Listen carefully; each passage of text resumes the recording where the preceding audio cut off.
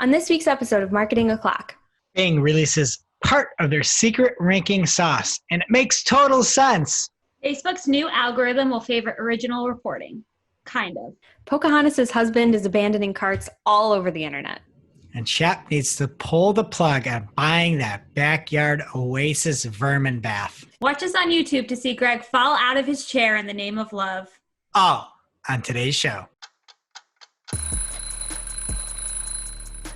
Marketing O'Clock is your weekly dose of digital marketing news, a proud part of the Search Engine Journal Podcast Network.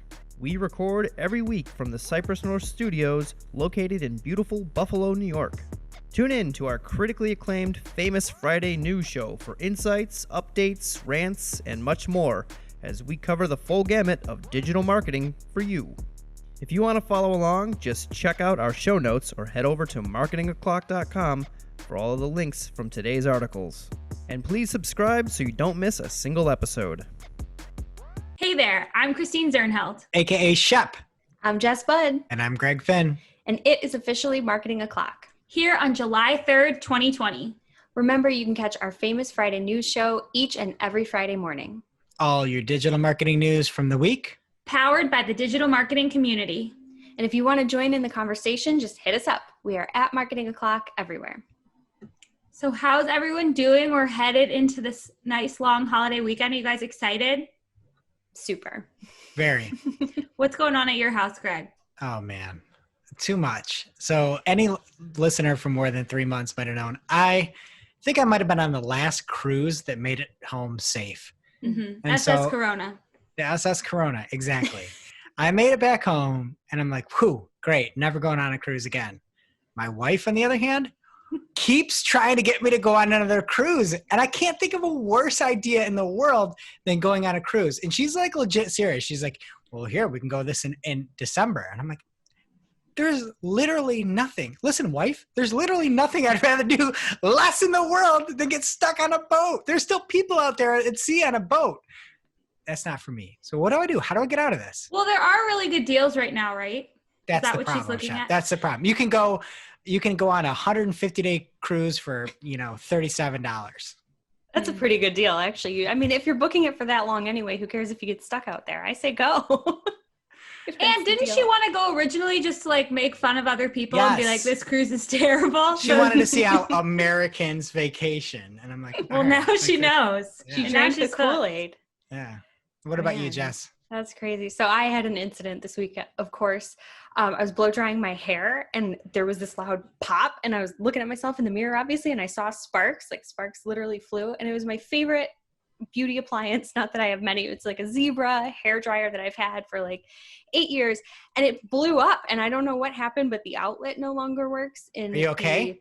That's I'm actually okay. really terrifying. Yeah, I'm okay, but it was really scary. It was the loudest noise and there were sparks. It was a whole electrical thing. But like Chris went downstairs, my husband, and he flipped the circuit thingy or whatever you're supposed to do, and it didn't fix. Like the outlet does not work. So we have no nightlight in the bathroom now. And I go in there and I realize I am terrified of the dark. Like Is it a GFI outlet or no?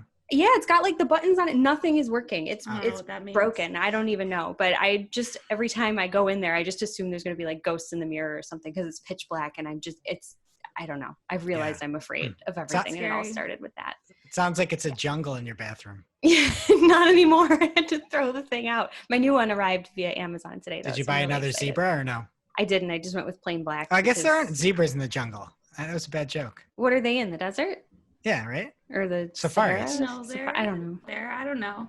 That's funny, actually, because I got my first post-quarantine haircut now that the places are reopening. It looks great. Yeah. Oh, thanks. Thanks for noticing. And the girl who does my hair was using this $500 Dyson curling iron hair dryer thing on my hair that they sell at QVC. And it's honestly like amazing. Like I need one. So I was trying to convince myself I needed one. And I was like, oh, I haven't replaced mine in probably like 5 years. Like I never use mine anyway. And she was like, well, it's fine as long as you're cleaning out the filter. I'm like, yep, never do that. Oh, She's like, no. oh, you're probably going to burn your house down. You think that's what happened then? Is there a filter I should have been cleaning? Yeah, probably. Oh, well, Could have burned your house down. Lesson learned. I didn't. We are safe. How's your home life, Shep? Yeah, so that's about it. We have another bird nest that was coming in on our back porch, and we took it down. And we took it down like 5 different times. I kind of felt bad about it. And the birds are onto us. So they instead built a nest in the front tree by our bedroom, and they wake me up at 4 a.m. every day. That sounds great. Like a nice little nature alarm clock. No, It's they too know early. exactly what they're doing. Like, it's nonstop. Like, it's kind of the sing-songy thing. They know exactly what they're doing. They hate me, and they're trying to ruin my life. So that was our little nature corner for the week. And we do have some housekeeping to go over because we are back on YouTube finally. You can find us on the Search Engine Journal YouTube channel. You can search Search Engine Journal with no spaces, and you'll see our faces recording from our lovely homes if that's what you're into. We also have broken out our main news stories along with little fun tangents on each of them usually, and we're calling them our Marketing O'Clock minis. So if you want to get a quick hit of the main news from the week, you can check those out too. Or if you want to share it with a friend. Yes, Share it very with a friend. easy to share something that you picked up here in the main news. My mom loves them. Any other housekeeping? Yeah, just for us, if you are on an iPhone, take 15 seconds, make sure that you give us 5 stars or however many stars we deserve, and leave us a review. It means a lot to us. We read them on the show every now and then, and it helps us out. Who are our sponsors this week? This week's episode of Marketing O'Clock is brought to you by Ahrefs. Ahrefs is an all-in-one SEO toolset that gives you the tools you need to rank your website in Google and get tons of search traffic. If you want to learn more, check out their blog or YouTube channel for step-by-step SEO tutorials. They have a 7-day trial for only $7, $1 a day, and you can head over to ahrefs.com to claim that. That is AHREFS.com to sign up. And today's show is also sponsored by Opteo. Opteo is an extra set of eyes, an extra set of hands even, because they can execute on what you tell them to for your Google Ads account. Opteo has fantastic recommendations, alerts, and even scoring systems to tell you what changes may help your clients, what you might be doing wrong, and just give you some extra feedback. It's really like just another human sitting there giving you some ideas, and you should check it out. And you can get that extra set of eyes on your account right now, absolutely free. Opteo is offering our listeners a 6-week free trial. To claim that, you can go to opteo.com/SEJ. That is OPTEO.com/SEJ. And thank you to our fantastic sponsors this week. And in general, thanks. Opteo, Ahrefs. First up in the news this week, Facebook updated their algorithm for news content, and it will now favor original reporting. In order to identify which articles are the original, Facebook will look at groups of articles that are related to a similar topic to determine which article is most frequently linked as the original source. So they're basically using all the other reporters as their source to find who the main source is. And Matt Southern pointed out that this could kind of mess some people up, because if you're like a local publisher and you're the one to break the news and then CNN picks up the story, people are going to link back to CNN, not you. So it's not necessarily the original content like they're saying, it's more just who everyone's linking back to. So for example, like that huge piece of news this week about how Dina Manzo's ex-husband set up that attack on her current husband so that, you know, and it was like racketeering involved, and it was all about paying for some guy's wedding. That original source was Fox News, if you guys were wondering. Huge piece of news? Never heard the story. You don't know? I don't even know who this person is. Well, Dina Manzo was one of the original Real Housewives of New Jersey, and her sister Caroline Manzo. They're both married to brothers Manzo, but Dina got divorced, and then the whole family broke up, and now she's in this new relationship. And they like had this crazy story in 2015 and about an attack. And it turns out 5 years later, we found out it was her ex-husband. I don't know what you just said, Shep, but I'm with you. So anyway, Facebook would know that Fox News was the original source because of and they would favor that article over E or whoever else picks up the story. And the new algorithm will also demote news articles without, quote, transparent authorship. So new news articles will be reviewed for bylines or staff page on the publisher's website, and it must include the first and last name of reporters or other editorial staff. So I guess if you're a reporter, don't try to go by like your first name only. It's not going to work. So Shep is out. Yeah. So I guess I think I like the intent of this, but call me old school. It seems like this would only work if you've got some manual aspect to it. How are you like, especially on that super local side of things where it's broken and where, hey, it's Buffalo here, but then it becomes a national news story about, say, there's a problem with protests or something. Like usually the most popular post gets seen, and usually the bigger pages are more popular. I feel like you still need some manualness, don't you? Yeah, Yeah. or I mean, don't a lot of news sources say like as originally reported by, and then they'll credit whoever they got the news from? So I guess we're just hoping that the bigger news outlets would do that. I mean, you would think so, but I feel like there are so many people, and I'm going to throw a little shade here. I think it's due to Google as well. People never link anymore. Yes. You rarely see that. And it's because you see this nonsense. Like anytime you do this, it's got to be sponsored. It's got to be no follow. It's got to be this. That's why people were just blanket no following their entire sites. And I think people are just like, oh, I'm just going to report the news and I'm not going to link to it. And it's hard many times to get a link back to something from a news side of things because there's no benefit for that publisher to link to. Yeah. Facebook is saying there's no manual part of it now. They're just looking at whoever's getting the most links from other articles. So That's gonna wouldn't do a good job. undermine the little guy. That's gonna Totally. undermine the little publisher with this way. The little publisher that couldn't. That's so sad. I like that. I'm That's gonna a start great writing book. kids' books. You should get that. Throw that book on your book list. You have that, Jess? I bet It she has exists. it. I was gonna write it. I didn't. No, think it not that existed one. Yet. Oh, They couldn't publish that one, but no, the little engine they could. That's a fantastic book. yeah. You know what? I don't have that. I need to get it because I remember it from being a kid. And he's like, I thought I could. Yeah, it's a whole thing. Okay. Everybody's favorite thing to come out of 2020 so far. Organic shopping COVID? results. Oh. No. Favorite thing. Not least favorite thing. Organic shopping results. Murder Greg. hornets?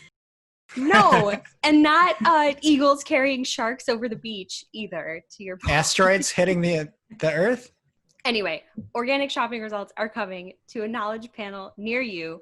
Google announced this week that the products featured in the knowledge panel results will be shifting to free organic product listings only. And currently they're only sponsored listings. So this is a big move. It's a complete switch. And just like the organic results in the shopping tab, the knowledge panel is going to be powered by product feeds in your merchant center, not by structured data on your sites. That's important to note. Kind of sets it apart from other places you might find product information in the SERPs. So like I said, the switch is happening. It's rolling out slowly. Globally, it will be in place by the end of the year fully. But it's a huge, huge opportunity for retailers, especially ahead of the upcoming holiday season, which you think we shouldn't talk about yet, but we totally need to, and stay tuned for more on that. I'm into this. I'm also into Google Shopping now. I finally actually used it this weekend. So that was a first for me, but Target. What did you think?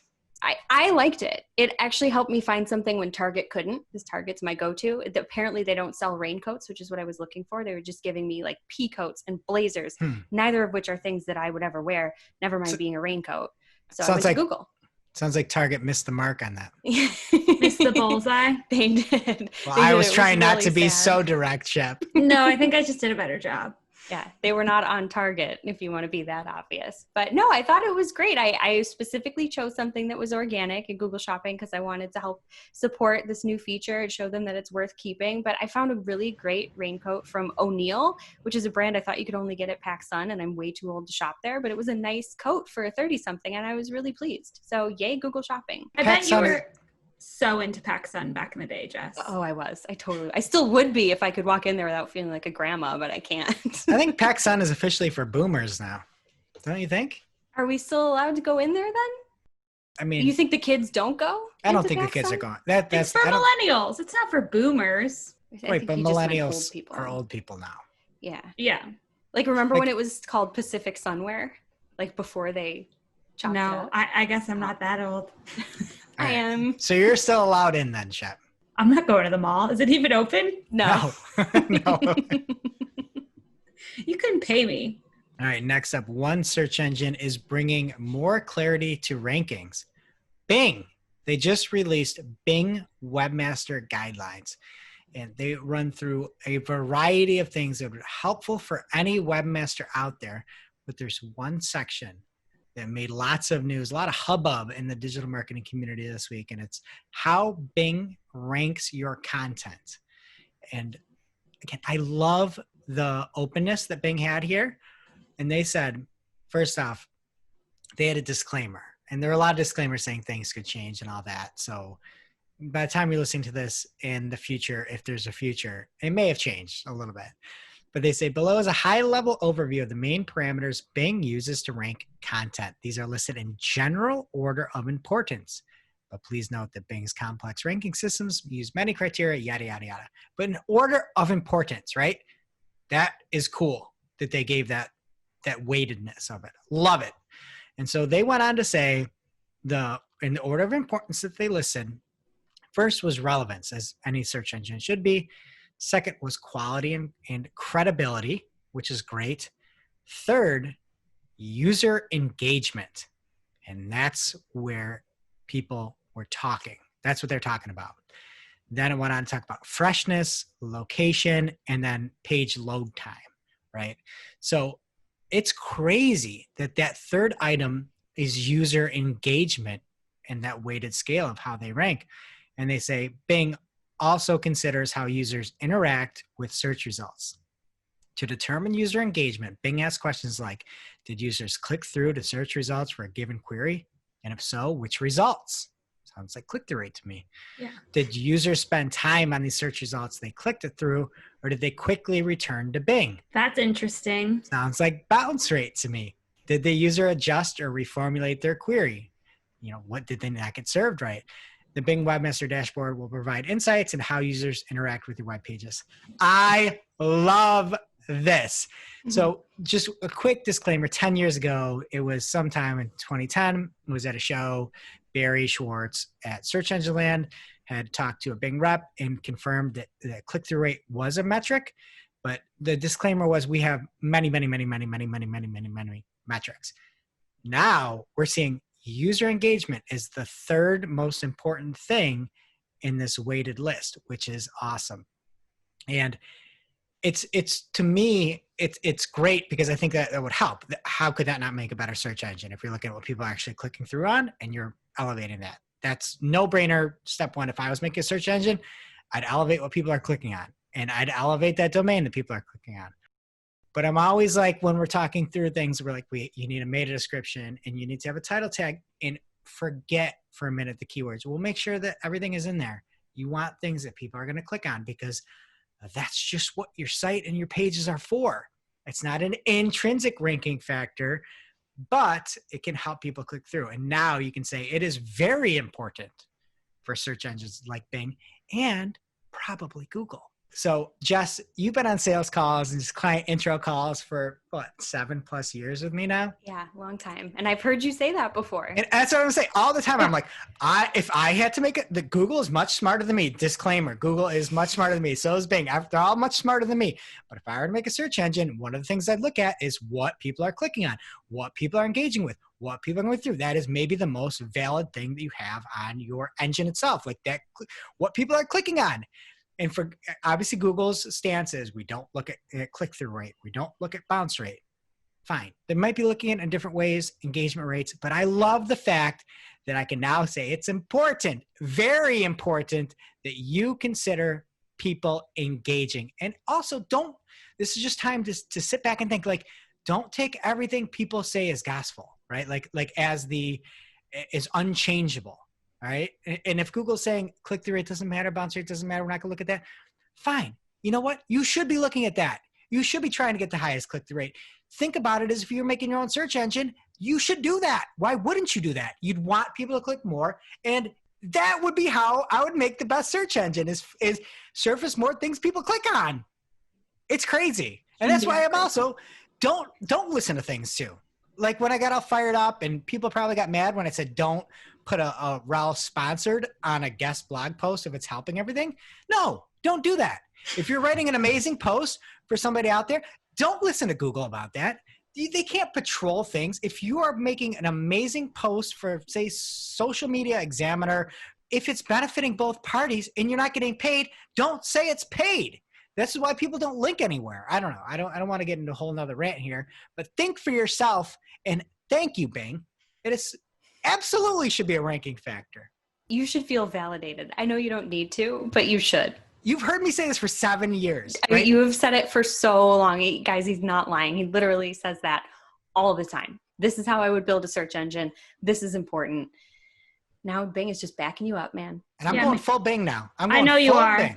And you're Microsoft Edge now, right? Are you still doing that? I can't get my Slack to open into Edge, so I need to figure that out. But I've been binging on Microsoft Edge for the past 2 weeks. It's crazy. I can't. That's a Bing change for you. They're trying so hard to make Microsoft Edge happen with me, and I just can't let it. Can I just say something? Edge, better than Chrome. Can I get all my bookmarks in there and all that stuff? It does everything for you. Really? Everything's saved. All your favorites. Everything's saved. Port it right over to Edge. And just do that and come back next week and tell me that it is a noticeable decline. It's not. I actually enjoy when I Bing things. I'm like, yeah, it's Bing. Great. And next up, Google's shopping ad labeling is getting a new look, at least on desktop. So Google's mobile shopping results have an ads label above the shopping ads. And now this is going to be the case on desktop as well. The shopping ads are labeled with a sponsored label above those paid shopping results right now. So this is a little, did I explain that right, you guys? So now it says sponsored above shopping ads. And it's going to say on desktop. And now it's going to say ads like it does on mobile. And like it does for most of the ads that you see on desktop that aren't shopping. So all of those text ads you see say ad. The only one that didn't before said sponsored for the shopping ads. So consistency, we like that. So this is going to roll out in the main search results in early July, followed by the shopping tab and in image results later on this year. Like I said, I actually really like this because we joke around a lot about the ad labeling becoming less and less prominent, and this isn't that prominent, but at least it's consistent and you can see what you're doing. And I noticed recently, I'm kind of liking the paid results more. Like today I was looking for, and I hate myself for it, but like today I was looking for a blow up pool. I'm just thinking about one for my yard, just trying to make a little oasis. For the birds? Oh, no, absolutely not. Now you're making me not want to get one. Absolutely yeah, you get not. more birds that way. It's for me. I was worried about the vermin. I didn't even think about the birds. But anyway, I want a blow-up pool in my yard. I was in the shopping tab, and the organic results were all like stores I've never heard of. But the paid ones are like Target and places I actually shop, and like Walmart and Amazon. So I just thought that was interesting. And it's like soul crushing, but I keep clicking on the ads anyway. Target had this really cute watermelon one. It was an ad. You don't want a blow-up pool. Why not? Why? Because then you got to take care of it. It's going to kill your grass. You're going to have much birds in there. It's going to be a vermin swim party. Like, you don't want that. You don't leave it out when you're not using it, right? I think you do. That's what I was thinking. Like, do you dump the water every time? That's what was stopping me. Well, yeah. Are you talking about a kiddie pool? Yeah. Like a little blow-up pool. Why don't you just get it like a sprinkler? Okay, maybe I'll give it. This will be my report back. I'll report back on the pool, and Jess can report back on Microsoft Edge. Wow, yours is so much more fun than mine. All right, so we have to talk about the Facebook boycott. It's a thing that's happening in our industry, and we're here to report the news. So for those that don't know, I'm just going to quote Digiday's Christina Manilos here, because she sums it up really nicely. She says, over the last week or so, over a dozen big names like Coca-Cola, Ford, Levi's, and more have committed to stopping their paid advertising on Facebook and, for many, Facebook-owned Instagram for at least the month of July. Many smaller marketers have joined with the number of protesting brands, which now total roughly 350 according to Forbes. She then goes on to say that many of these marketers are joining the Stop for Hate. She then goes on to say, many of those marketers are joining the Stop Hate for Profit campaign. The campaign is meant to push Facebook to do something about the hate speech on its platform by hitting the company where it makes its money, advertising. So that's the scoop. That's what's going on. But just how much money are we talking? I feel like a lot of people are asking that question, or at least wondering it. And Digiday reached out to Pathmatics, which is a great name. It's an ad tracking firm, and they have estimates on what advertisers spent on Facebook last July, so July 2019. So just kind of getting an idea of what Facebook might be losing this year with this boycott. So the numbers are astounding. And again, they're estimates, but they're really specific estimates, like to the dollar. So you can check out the article in the show notes at marketingclock.com if you want the full list of brands that they reported on and their ad spends. I've curated a list just for our dear listeners based purely on things that I like, not necessarily the craziest numbers. So Honda, for example, I drive a Honda, $205,671 last July on Facebook alone. And Chipotle, because I love a burrito, we've got $283,041. But That's if they a lot of extra guac. Or queso, because they do queso now, which I Yeah. haven't had yet, but I'm excited about. That was Facebook, though, last year. If they pause Instagram, too, it's a pretty big deal because looking at what they spent in June of this year, so just last month, it was over $1 million for Chipotle. And then Target, assuming that I forgive them for the raincoat debacle, spent almost $3 million last July. And then again, if we're looking at just last month on Instagram, if they pause that too, over $1 million was spent there as well. So that's a lot of dollars. And those are just three brands. We were talking about this in our marketing meeting. Like, what's the point of pausing Facebook and not Instagram? There is no point. You got to do both. Are people really just doing Facebook? It didn't say specifically. It said a lot of them were also planning Instagram, but I guess how can we know for sure, right, until they tell us? The other thing I liked is what Zuckerberg had said. It leaked yesterday that he said advertisers will be back to Facebook soon enough. And apparently it was a leaked email that he sent out to the staff. It's like, yeah, advertisers are going to be back. What are your options? That's cocky, though. That's a bad look to get caught saying that. Like, that's Yeah, not but good okay. right So now. so Jess, where are you going to go? You're going to go to Google Ads, where like there might not be as much hate like on Google search itself. All the hate is put into a ball and fired right off at their advertisers. That's where you're going to go? You're going to go to Google Ads? No. I'm not saying I'm going anywhere. I'm staying out of this. I'm just Jess, saying then it's cocky you. thing to say. It's you and me that are on Edge, Microsoft Edge. So what are you going to the Microsoft advertising? There's not enough people. Like I love I them. get what he's saying and I get it. And he's made his decision. And like, I don't have thoughts on his opinion, but I like the fact that he's standing behind what he said to like, I'm going to let people do this. I don't like any hate speech on there and I don't know Obviously. exactly what's happening, but he's stuck by this decision and saying people are going to be back because I have a good product. Like at least he's sticking by what he's doing. Like for whatever that's worth, that's fine. I don't know. Yeah, no, that's fair. And to be fair to Facebook, they did release a statement this week. Basically, Facebook does not benefit from hate was the title of it. And we'll link to it in the show notes. So you guys can read that too and decide for yourself. But they did say that zero tolerance doesn't mean zero incidents. So they're acknowledging the fact that it happens. They're not okay with it. But still, the way you said that in his leaked email, it just seemed more sinister after you've explained No, it. it I'm did. okay with it. But you know, because I went back through, I know Coca-Cola was one of the bigger advertisers that pulled out of this. And I looked at the ads that they were running and they stopped running. And it was like unity ads. And it was Black Lives Matter ads. And it was all these positive ads. And those are not running anymore. And I'm like, well, you were running these ads. Obviously, there's some benefit to the branding side of it for Coca-Cola.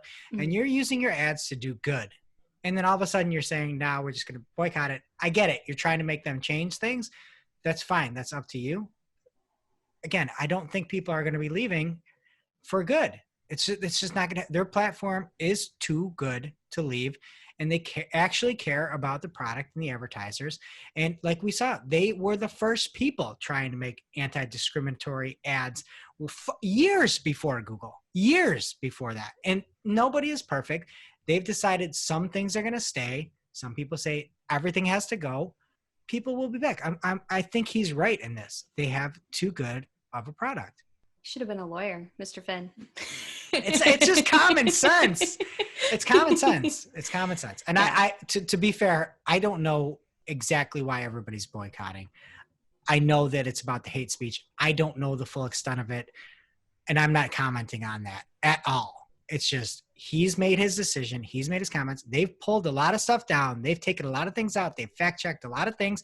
There's still probably vile things up there that people are sharing. And he's saying, can't get everything or whatever, but they have a good platform, whether you agree with them or not.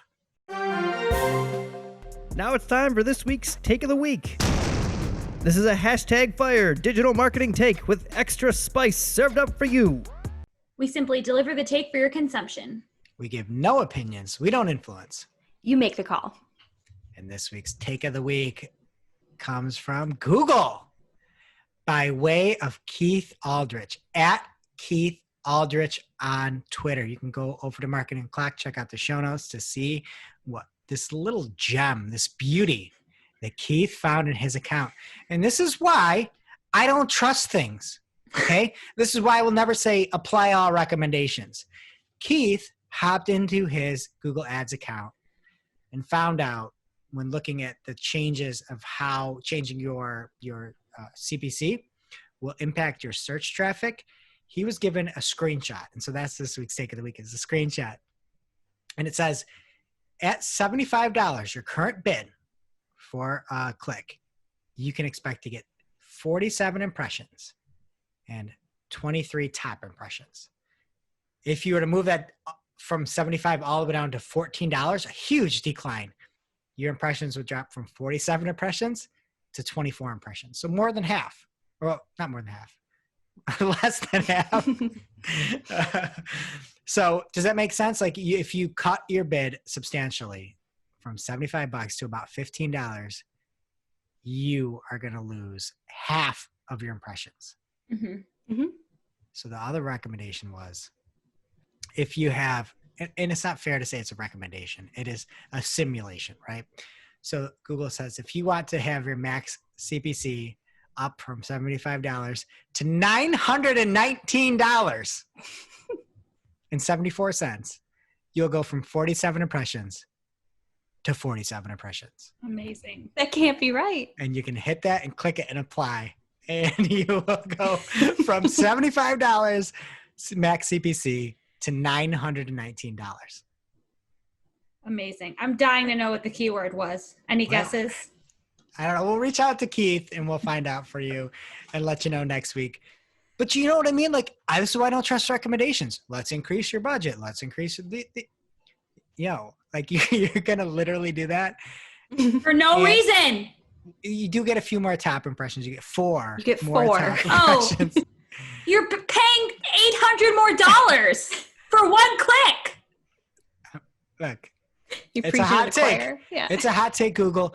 And I'll also ask Keith if he did it, and we'll report back. If he took this take of the week from Google.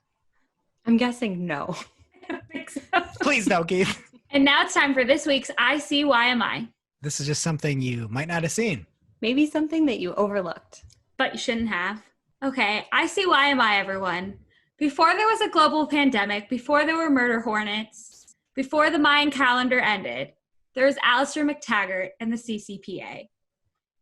And it was specifically me. I spent a lot of hours talking about this on the show. And David Herman at Herman Digital on Twitter condensed the whole thing into a 10-part Twitter thread that does a really good job of summarizing how this is going to affect Facebook ads in particular, as it actually went into effect finally on July 1st after all those months of talking about it. But So nobody's he talking says- about it now, right? No, We nobody haven't. cares about it now. We're trying. We're just hanging in. We're all We're just freaking trying out to about stay it in alive. January. Nobody could talk about anything else. We were making up stories about Ahrefs McTaggart. Now it's here. Where is he? Do you remember that simpler time when everybody's like, oh my goodness, the CCPA, like this is the worst thing? Man, what I'd pay to go back to those Right? times. We were so naive.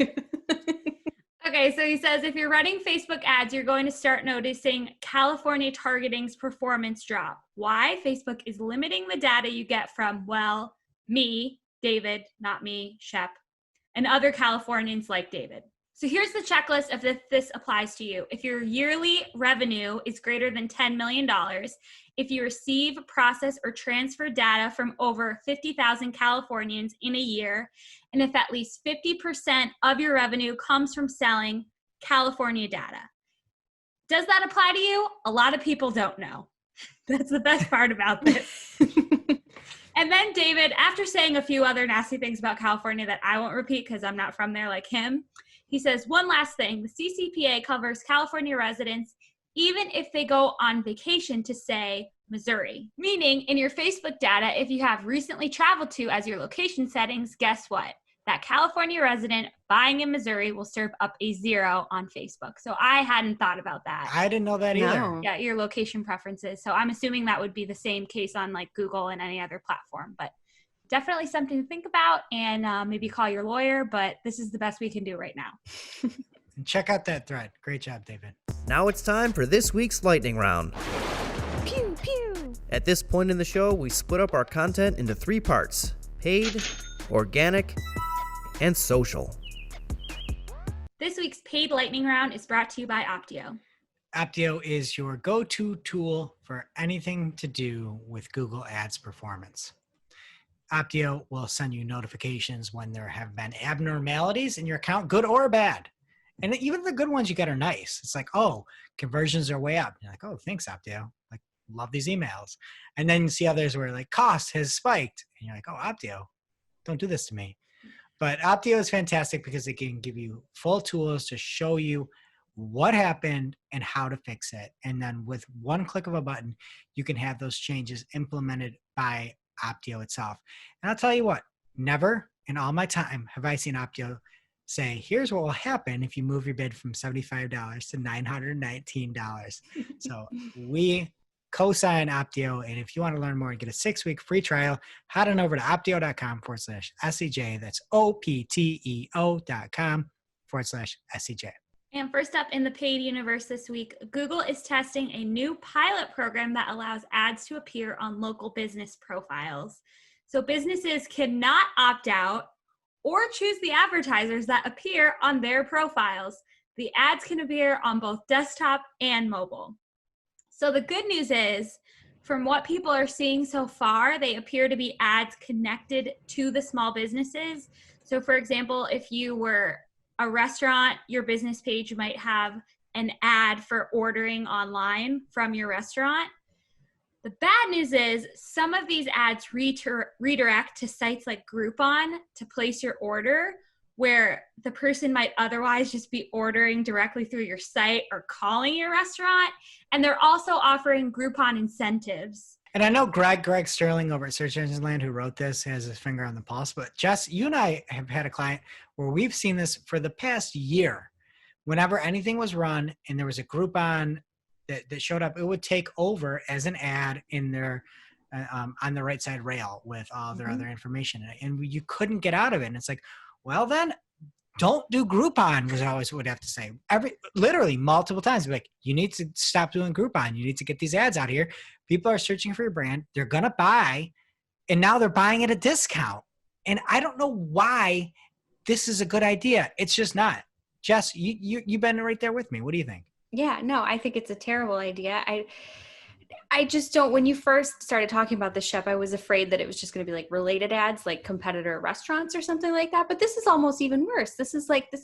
I am what someone's looking for. Yeah. Why are you going to give them a way to get around me to get the same thing? But it's my listing. Like, it's fine if you want to opt into this and do that, that's fine. But if you can't even opt out, I just think that that's completely unfair, regardless of what they're putting there. But the Groupon thing is just absolutely horrible. And if you see this show up and they're pushing Groupon on your brand name, stop Groupon. That's what you need to do. Stop. It's the only Groupon. thing you can do. Group off. That's what you need to do. So they've tested something similar to this in the past with local ads, but they're saying that these only apply to a, quote, small whitelisted group of advertisers. They're not for local ads. And these whitelisted advertisers so far, Greg Sterling says he's seen Groupon, Seamless, and apparently Caviar. And Cole from our team here at Cypress North at CJ Soldwish on Twitter went to add keywords to a custom intent audience in Google Ads this week, and it asked him if he wanted to use Google search keywords or in-market keywords. So this was new to everyone on our team. We thought it was exciting. Then some people in the EU were like, this is old news. They're like, okay, let us enjoy they're all it. like, those people in the EU are all PU with our Nunez. Don't say that about Stephen Johns 21. Oh, he said that? No, it wasn't him, Okay. but like, he's in the EU. He would never. So the search keywords option appears to make a more narrow audience, and the in-market ones make a broader one. Like the in-market ones were the original option before you could choose between the two. So we don't have a ton of information on this. So if you know anything, reply to Cole's tweet or let us know. And next up, Taylor Holiday at Taylor Holiday on Twitter found new keyword targeting for Facebook ads this week in his account. This is interesting. So it says add keywords, guide delivery of your ads to more relevant people in your audience with keywords. And you can add keywords for a product or service categories, brands, including Jasper's Market, product or service names, or other search terms. So that's new. Yeah, and he's a good follow on Twitter. I really liked. He's kind of got that engagement style, but not the overly blatant where you're like, "What's your favorite quote?" Hashtag quote, like engagement. Like, what's book was the last book you read? He's also got a great name. Like, no, it is, and he actually engages in ways that you should. Like, he does Twitter really, really, really well. So if you want just another example of how to do Twitter good, follow Taylor Holiday. So with a name like Taylor Holiday, I feel like you could be a singer or a politician or an actor. He's just choosing to be really good at Twitter. That's great. You just like Taylors. Let's be honest. Okay. Oh, like Swift. Yeah, I'll take it. So we mentioned the California Consumer Privacy Act earlier in the show. Yes. More?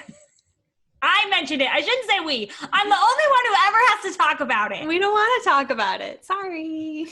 This went into effect on July 1st and really affects all advertisers in the country. So don't think you're immune to it just because you're not in California. A lot of people are really confused about it, even though I've talked about it ad nauseum. So Search Engine Land had a webinar yesterday that talked about the CCPA and digital privacy in general. It was hosted by Greg Sterling, and he had some other experts join in the fun. That webinar will be posted on their site. So if you're looking for some entertainment over this long holiday weekend, I don't know if you guys have heard, but the Hamilton film is being released. But if you're not into that, if you're not into like the best musical ever, you could check out this webinar and talk about the CCPA. Yeah, or wait until you come back to work Monday. This is way more exciting. Who needs fireworks when you got some roundtable CCPA discussion? Love it. And we can always count on Power listener Andrea Cruz at Andrea Cruz 92 to spot changes in the LinkedIn ads interface, no matter how detailed they are. So this week she shared some changes to how you can add audiences to a campaign. They switched the order, so audiences are now above audience attributes. So like if you have like remarketing or anything like that, that's more prevalent on the screen than job title targeting. And they also added some fun icons there if you want to check them out. Some, just fun little people and shapes. It's great. So this isn't a huge deal, but they're making a lot of efforts to improve retargeting, and this shows that it's something that they're committed to and trying to improve. So that is it for paid. What is going on in organic? Our organic segment this week is brought to you by Ahrefs. That is Ahrefs if you don't know about Ahrefs. And Ahrefs is a tool that any webmaster must have in their tool belt. Ahrefs does some of the really nitty-gritty SEO things that we need, like backlink analysis, better than anybody else out there. But you can also use Ahrefs to spy on your competitors, see where they're gaining success so that you can find out how they're doing it and do it better yourself. Ahrefs can see a variety of information about your site, other sites out there, and you can experience the glory of Ahrefs, $7 for 7 days. That's $1 a day. It is worth it. Even if you're on the fence, try the $7, 7 days, run the reports, save it. And if it's not for you, that's fine. You spent $7. Like, it will pay off. That $7 will be worth it. You can do a lot in 7 days. So head on over to ahrefs.com. That is ahrefs.com to get that trial today. All right. And first up in organic news, there was a story from the Wall Street Journal about a mystery man that was going in and adding all these products to shopping carts and then disappearing.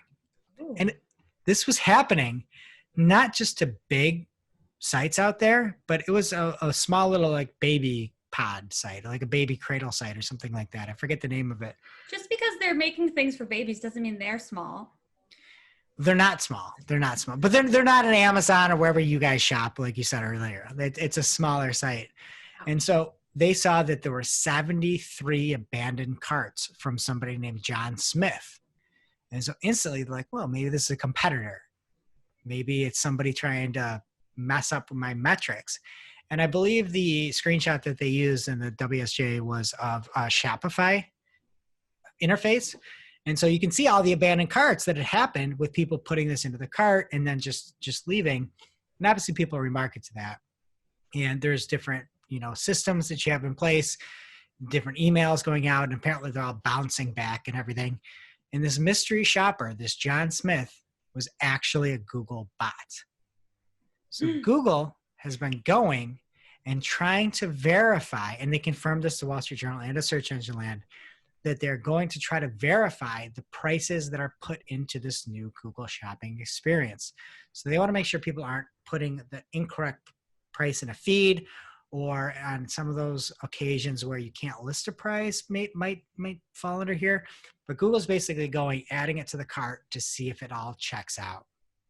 And so I don't know how to feel about this. I don't like the fact they made a person up. They used emails like john.smith.us2@gmail.com. That's shady. john.smith.us30@gmail.com.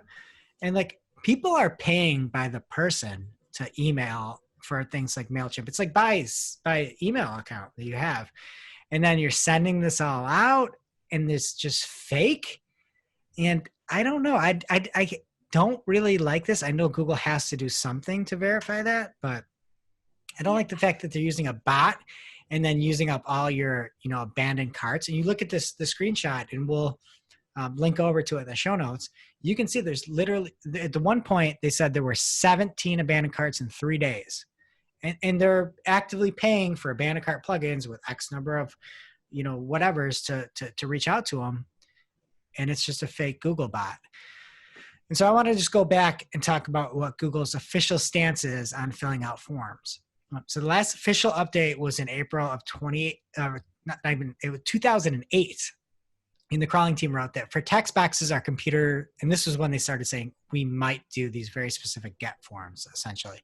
So they said for text boxes, our computers automatically choose words from a site that has the form, select menus, check boxes, and we choose to the values of the HTML. Needless to say, this experiment follows good internet citizenry practices. That is hard to say.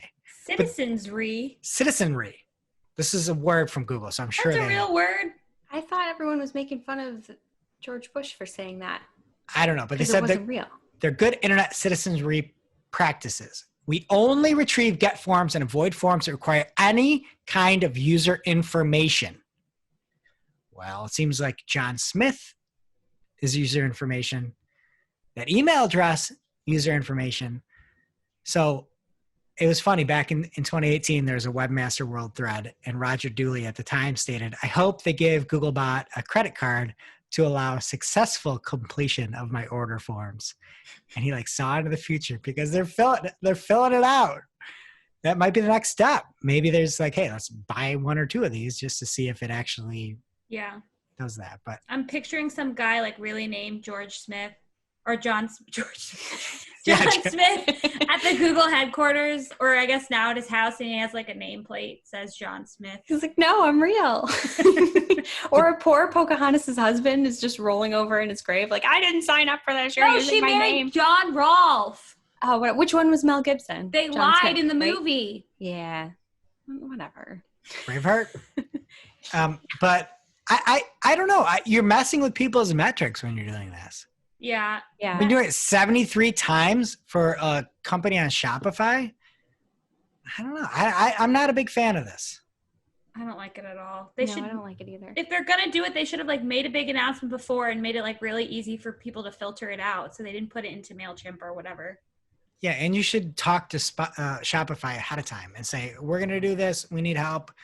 Message everybody. We're going to make sure that Shopify is instantly integrated with this new Google shopping platform, but, filter it out this way. And so you're not taking up bandwidth for people. All right. Well, anyway, moving ahead here, Google has officially announced something about an integration with Search Console and Analytics. And this is really cool.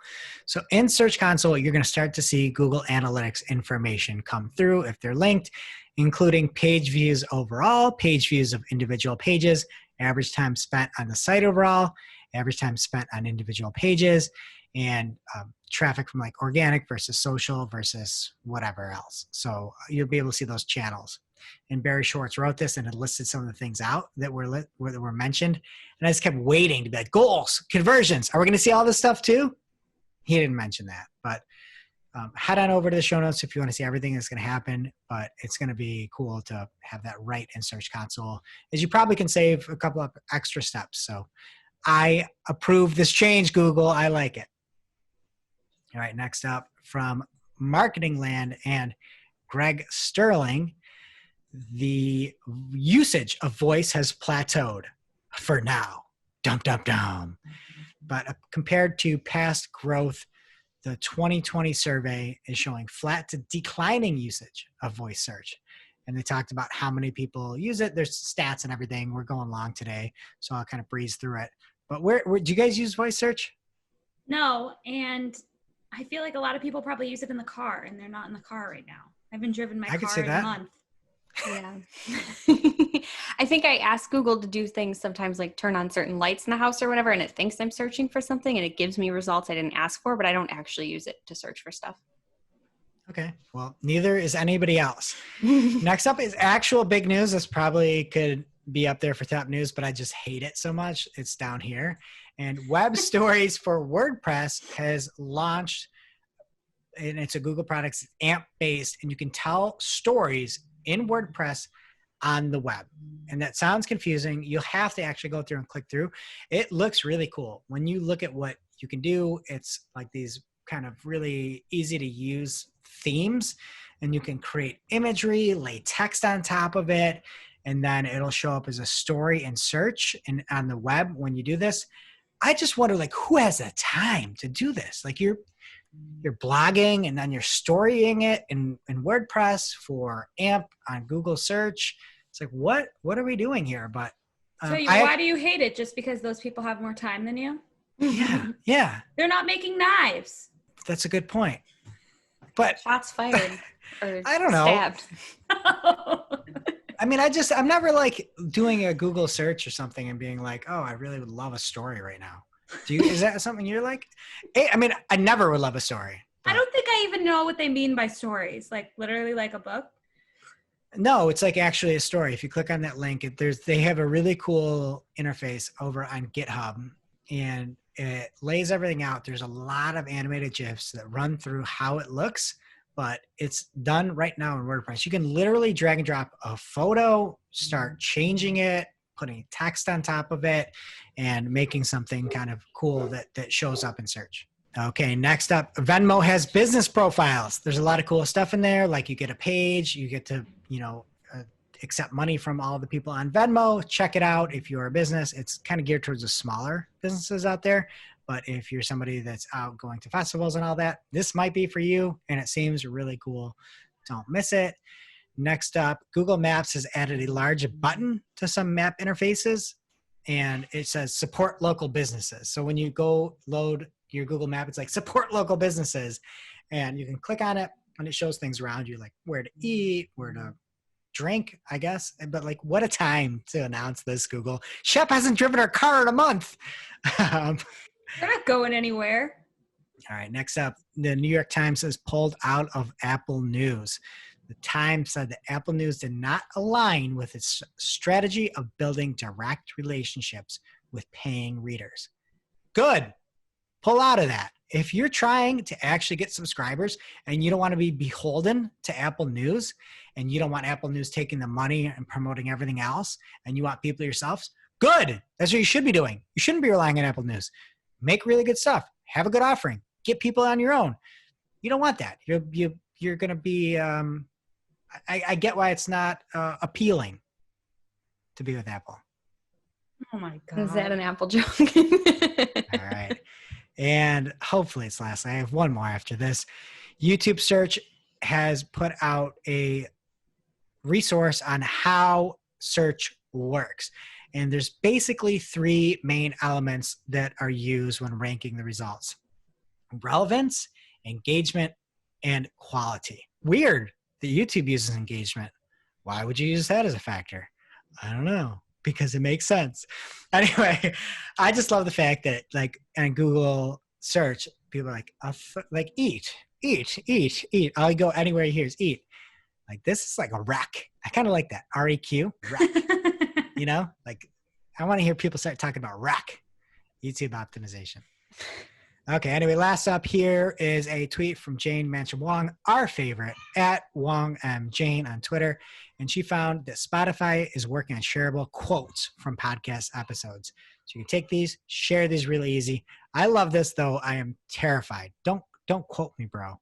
That's Quote all. Shep. Shep's funny. Quote Shep. She's good. All right, that's all. That's it for Organic Bud. What's happening in social? All right. Happy holidays, everyone. Welcome to July. So according to new data from Pinterest, holiday searches were up even back in April, year over year. We're talking 77%. What?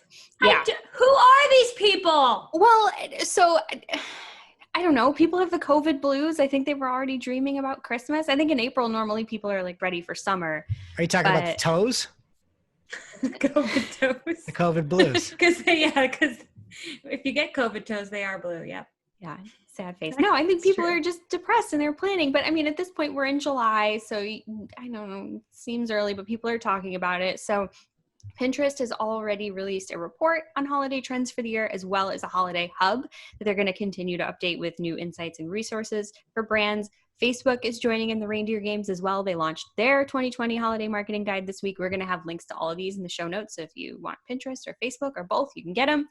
My question for you guys, though, is given these trends, do you think QVC's Christmas in July, this question's mostly for Shep, is it going to be Christmas in April next year, or what do you think? I don't know. They're starting it now this year. What are you buying? Anything? No, I've never bought anything for Christmas in July. I can't. I'm against that. Okay. I'm all about like day after Thanksgiving, it's Christmas, but July, April, no. Yeah, they'll probably move Christmas in July for April. Why wouldn't they take the opportunity? Maybe they'll just do both, and then you'll have more stuff that you don't need to buy. Yeah, love it. Perfect. All right. More from Pinterest. The platform is testing a new revenue share ad model that makes publishers responsible for creating content, particularly videos around the brand that's being sponsored. It's cool though, because they can do it in their own style. The brand's not creating the content, the creator is. So it keeps it very on brand with what you're used to seeing from that creator. It lends nice legitimacy to it. The test, though, this article made me laugh. It's Tastemade doing a series of recipe videos for Frito, which Digiday specifically noted as a corn chip snack. Like, who doesn't know what a Frito is? Are there other Fritos? They are good. They're so good. They're like so plain, just salty. I love nice them. and salty. Yeah. Okay. So everyone knows what Fritos are. Digiday. Sorry. In other testing news, you guys might remember a few weeks ago we talked about the double row of stories that Instagram was testing. They're taking that to the next level now, and they're running, it's a very limited experiment now, but in that double row, there's now going to be a see all stories button that you can click, and it expands it to your entire phone screen. It's just those stupid circle profile pictures, your entire phone. It's boring and busy at the same time. It's really stupid, and I love Instagram stories, so that's hard for me to say, but I don't think we need it. Hopefully the test will show that. It's like polka dot for your phone. Yeah, but it's like, it's dumb. It's everybody's face. Nobody stands out. It's completely unnecessary. We have some LinkedIn news by way of Matt Navarra at Matt Navarra on Twitter. Page managers will be happy to know that new follower analytics have been added to the platform. So that's nice. It's always nice to know more about who's interested in your business. So I think this is great. I just hope that we don't discover a major shortcoming with it like we have with other recent announcements from LinkedIn, aka engagement remarketing audiences. Speaking of LinkedIn, content creation on the platform is up 60% compared to last year, which shouldn't be a surprise. In general, engagement is up pretty significantly too. People are not working, or if they are, they're trying to be really valuable. So it makes sense that they're engaging on the platform. So there's a really nice recap. Matt Southern did an article for SEJ on what's trending content-wise as far as things that have picked up. The TLDR, if you don't feel like reading it, business continuity, remote work, and various tech-related topics are obviously super hot right now. Again, given the pandemic, makes sense. And hashtag marketing is among the top 5 hashtags being used on LinkedIn since April. So that's us, guys. What about Crush It? I don't know that he didn't say what. I think he gave 2 examples. I don't remember what the other one was, but Crush It was not it. It could be though in the top Work 5. from home life. We don't know. Facebook has a new warning that is going to pop up when users attempt to share a link to content that's more than 90 days old. They say this is an effort to quell the spread of misinformation when people share outdated news. And that's a nice thought. I think especially given the pandemic times, like guidelines are changing so rapidly that old news, maybe isn't great in that respect, but not all old news is incorrect news. And again, Matt Southern here wrote a nice article on it, and he specifically noted that this could hurt traffic to older pages if you have a good evergreen piece of content out there that's still relevant, but it's just dated way back. This could hurt you. So keep an eye on your analytics if that is you. And from the screenshots that I saw, the warning, it just says like this article is over a year old and you can either continue or go back. I don't think the language they're using really addresses the problem well. I don't know that too many people are going to click that learn more bubble to see why they're getting this warning. Maybe I'm wrong, but I think this is too much. I don't know what you guys think.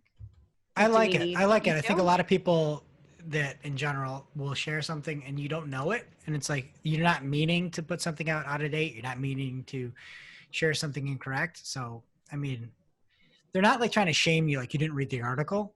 They're just like, hey, what you're sharing is kind of old. You cool with that? And you're like, oh, sure. I think you're just saying that because I said I thought you wouldn't like it. I like it. No, I know. I don't know what to share anymore. Like everything's changing so rapidly. Like, Yeah. You still I just assume don't. I think it's fine, but we've like talked about news stories on the show where it's like the 50th source repeating facts from 2 years ago or that's true. Older, and like that would still be a news story. But I mean, it's better than nothing. They're trying. They're doing their best. Well, Reddit is also trying. They've updated their content policy to more explicitly ban hate speech.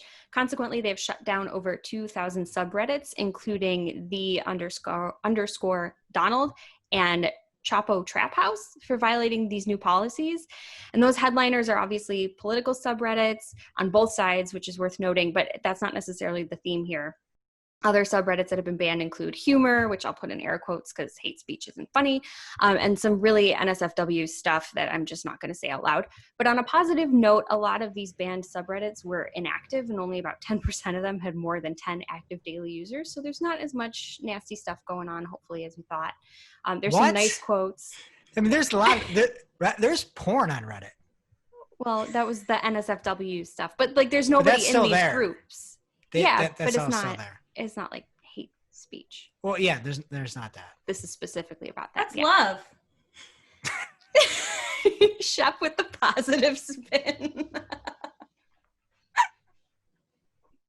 Greg is gone. So I don't know if we're going to keep this in the show or not because Greg has disappeared. But for those that are listening and not watching, he just slid completely out of frame. Shep, you're amazing.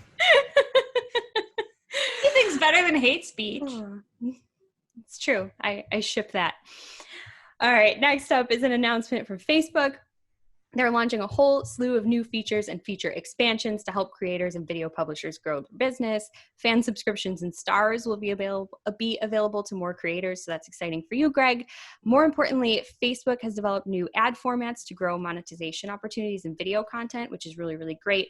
And they've also made some updates to Creator Studio so that creators will have access to new video and comment analytics, as well as the ability to push and schedule posts to Facebook right from within the Creator Studio app, which I didn't realize you couldn't do before, so that's really nice. And speaking of really nice, LinkedIn is doing some very platform appropriate things to help job seekers. They've added a new open for work frame that users can add to their profile photos to help them stand out as actively seeking opportunities. And then on the flip side, if you have something to offer others, there's a new offer help option for posts where you can call out your willingness basically to assist with things like referrals, career coaching, and more. So I think these are really, really nice touches. This makes a lot of sense for LinkedIn, so much so that I'm not even going to make fun of the new support reaction they added, which is clearly just a Facebook ripoff. Oh, it's a hugging heart. It's a little hand with a heart like floating over it. It's like a levitating hand. It's kind of witchy. I guess I support that. I don't know. We don't need that. We need more of the other stuff. Oh, the belated Valentine's Day gift, you mean? Yeah. Give me the eye roll reaction.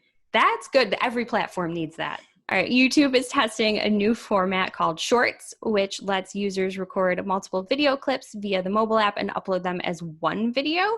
And if that sounds like anything else you know, it's very similar to TikTok, we think. There's not a lot of information out about this, about how it's actually going to look, but the vibe is very similar. The video, of course, the full video has to be 15 seconds or less because these are called Shorts. not longs. It's just a test, so you may not see it in your mobile app. But if you do, try it out. Speaking of apps, have you guys heard of Lasso? I think on the show, unfortunately. Well, good news, you're never going to hear about it again. Facebook is shutting it down, and they're also killing off their app Hobby. So it's more like Hobby. But I just got a hobby, Facebook. Don't shut it down now. Put it on Tangy, Greg. Oh, God. And that brings us to our real life segment, straight out of our accounts and into your ear holes. It's time for Working Hard or Hardly Working, where we talk about what's going on in our IRL work, good, bad, or otherwise. Okay, so I recently noticed that when I'm pasting links into Twitter on desktop, it actually like shows you the link preview before you actually send it. So you can see like the full layout of your tweet and what it's going to look like and what that like little snippet from the website looks like when it comes in. And it sounds really small, but it's actually changed my life because you can actually know what it's going to look like. And I've had issues with it before. So I like it a lot. Love to see it. Awesome. So our agency, Cypress North, we do web development as well as design on top of digital marketing, if folks didn't know. So on a project that I'm working on now, we are in the wireframe stage of a website redesign. And I just have to say that the tool we use to share our wireframes and other designs with our clients is really, really killer. It's called Preview, and basically it lets everyone look at the design in a browser and you see what it's going to look like in a browser. So it's a lot better than sharing like PDFs or even Photoshop files, things like that. And making notes with it is super easy too. You can just click on things and comment. And a lot of times we use Dropbox for that, for internally at least making comments on things. And that tends to be really, really slow. So this is just a really, really awesome tool. And if you don't already have a solution for something like this, it's called Preview. Again, it's Prevue, and you can go to preview.it and play around with it. There's a free trial. It's just really handy, super simple. Love it. And for me, I've got something hardly working in my accounts, and it's scheduling meetings. So we have moved to Zoom, and that's where you can see us, our Zoom recording over on Search Engine Journal on YouTube. And I'm trying to schedule everything in Zoom, and I can't get rid of this pesky Google Meet when I do it online on the Google Calendar app. And I turn it off. This is what the first thing is. I turn it off. And then I go through and I get everything loaded and then hit Zoom Meet and it adds Google Meet to it. And Google Meet is hardly working because what you're doing is you're adding on another meeting and another link to my accounts. And I don't know how to turn you off. And hopefully somebody out there will tell me how to do it. I went to the settings in Calendar. I can't find any way to turn this thing off. But when I automatically create using the Zoom app, it makes a Google Meet app for me. And it drives me crazy. Yeah, And and it's hardly working. we've had meetings where some people show up in the Google and some people show up in the Zoom, and it's very confusing. Yeah, let me just not auto turn it on. That's all I want. Just turn it off. Stop trying to make Google Meet happen. Now it's time for this week's WTH, Misguided. You're like, who does that? Just get rid of it. I'm over it. where we rant, rave, and roll our eyes about a trending digital marketing topic. What are we coming to? Honestly. See what had us asking WH. this week. Okay, so for this week's WTH, we definitely are going to need to get Hope on the blower because this is a TikTok story. This was brought to our attention by Dan Akbioni. Is that it? Yep. At D1RTY Dan on Twitter. So Dirty Dan? Is it? Oh, wow. Yeah. After I made my dirty joke, I missed that. Okay. So he says, quote, a guy on Reddit reverse engineered TikTok. Here's what he found. I looked at this screenshot from Reddit and there's nothing to say that it is a guy. So I like to assume it's a lady that reverse engineered TikTok. So we're going to go forward with that. So anyway, he or she or they did the Lord's work here. This is truly fascinating and it should really be a true crime documentary, not a Twitter thread and a screenshot. And I had to type everything because I couldn't even copy and paste. So just buckle up. So she says, TikTok is a data collection service that is thinly veiled as a social network. If there is an API to get information on you, your contacts, or your device, well, they're using it. So here's some things they're getting. Phone hardware, other apps you have installed, everything network related, whether or not you're rooted or jailbroken. Some variants of the app had GPS pinging enabled, runs roughly once every 30 seconds. This is enabled by default if you ever location tag a post in the app. They set up a local proxy server on your device for transcoding media. That's in quotes. But that can be abused very easily and has zero authentication. Then it goes on to say everything gets creepier and creepier. Then it goes on to say they have several different protections in place to prevent you from reversing or debugging the app. App behavior changes slightly if they know you're trying to figure out what they're doing. That's so creepy. On top of all this, they weren't using HTTPS for the longest time. They leaked users' email addresses and their secondary emails used for password resets. They also leaked users' real names and birthdays. To entice people to stay on the platform, they give them a little taste of fame. Your first TikTok will likely garner quite a bit of likes, regardless of how good it is. Okay, I would like to disprove that because my first TikTok did not get that many likes. I think I was complaining because at the beginning of the pandemic, only strawberry ice cream was available at the supermarket. Like every other flavor of ice cream was sold out, and I was so upset. So I made a TikTok about it, and I think I got 30 likes. It's funny because like that talk was so bad, it like broke the algorithm and couldn't even do well. like this is just too first world problem for this platform. Strawberry's the worst ice cream flavor. Strawberry's delicious. No, There's I real agree with chunks of Hope. fruit. Oh, you guys can get out of here. No, You I young get it. people. And then when you did other posts, they got more likes or no? Or are they all I'm stinkers? kind of like average. I probably averaged out at around 30 likes. I don't know. Baller. Okay, so that's pretty good for your first one. I Wait, guess. wait. What do you define as good? I don't know. Not being on TikTok. No. How many likes did the Cash Me Outside video dance get? Oh, what did she say? we didn't film it yet Are you still working on it? What did you Yeah. call it though? because my Get friend me has out. Meet me outside. meet me out. No, DeBab. My friend has to learn the dance. I know the dance, but she has to learn it, so I'm waiting for her, and then we have to film it. Oh But my God, she needs to get it together. What are her priorities? I know. She's making don't know. WordPress stories instead. Anyway, in the middle of a paragraph in this whole Reddit thread, it says, there are a bunch of 40 to 50-year-old men doing duets with 8-year-old kids. It's just like in the middle of the part about security. And it's like, that is so creepy. And I want a whole episode of the documentary to be about these duets. What is happening? Yeah, it's really bad. I just It's love really that bad. they're like, we're going to spy on people. And let's pretend that's what's happening. We're like, oh, yeah, whoever made this app, we're going to spy on people. And they get the information and are like, wow, these people are idiots.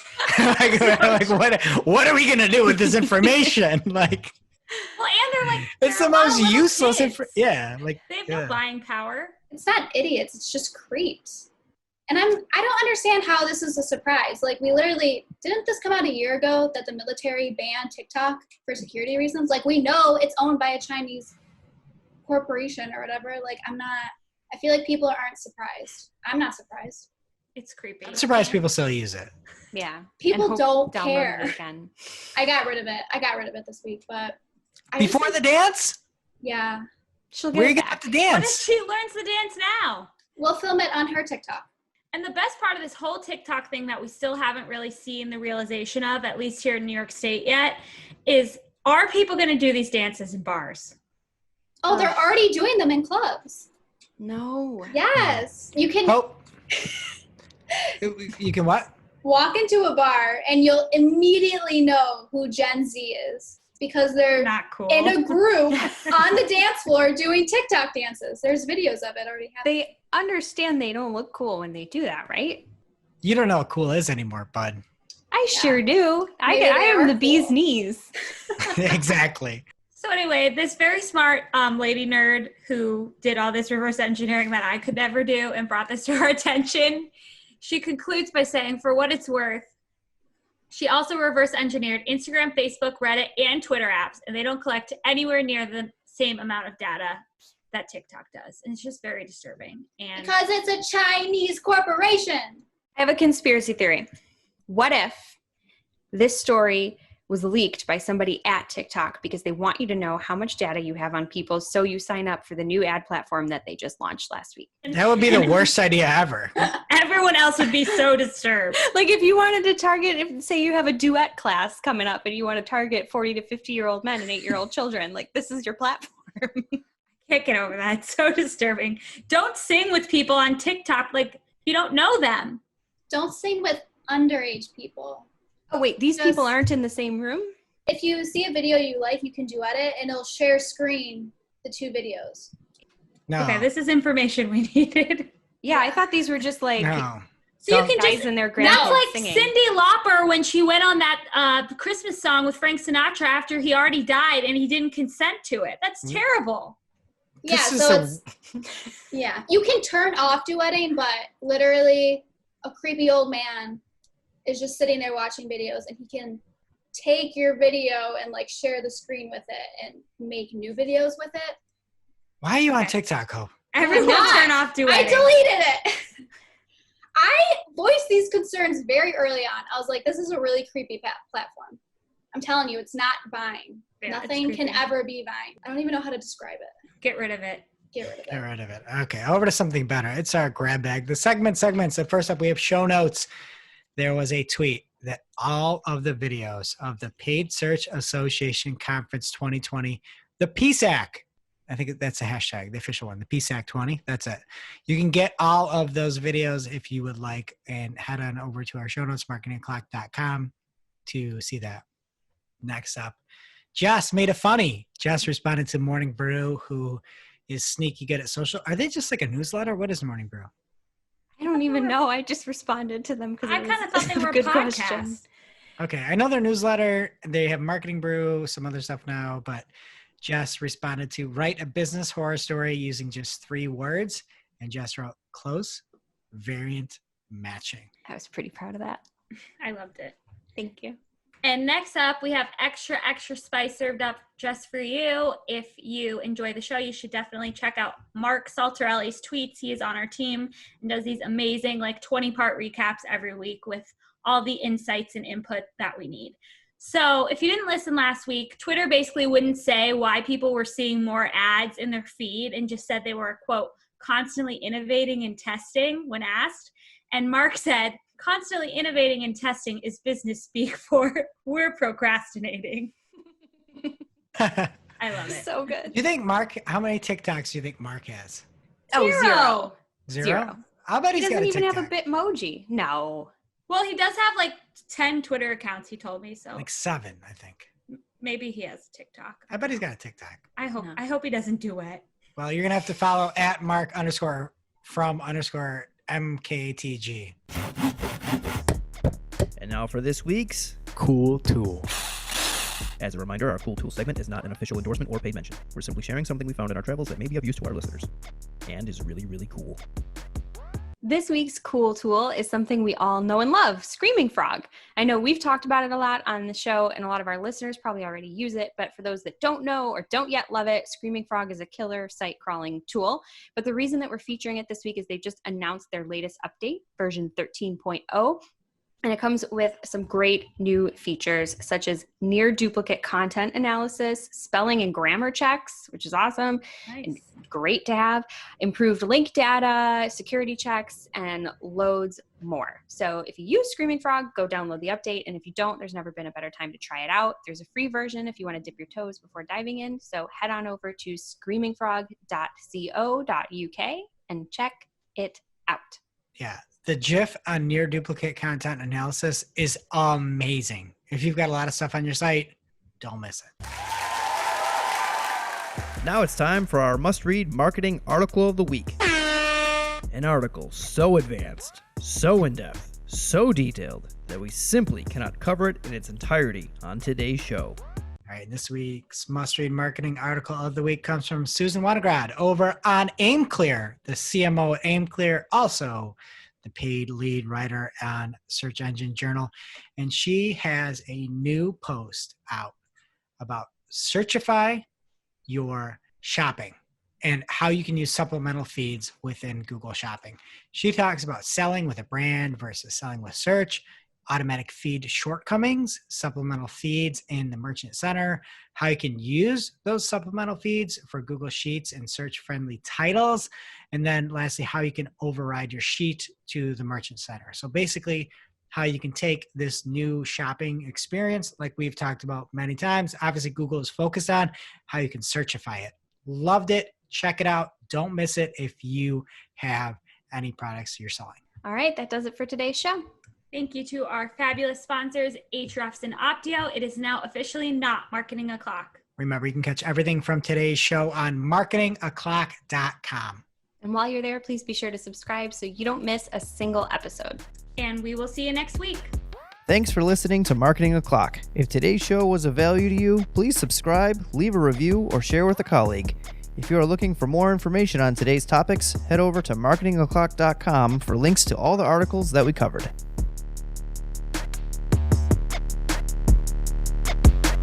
Welcome to this week's Shootin' the Heck, where after our famous Friday news shows, we don't talk about marketing anymore. We just shoot the heck. So on this week's edition, we are going to play a game. It's not everyone's favorite game, but it's my favorite game.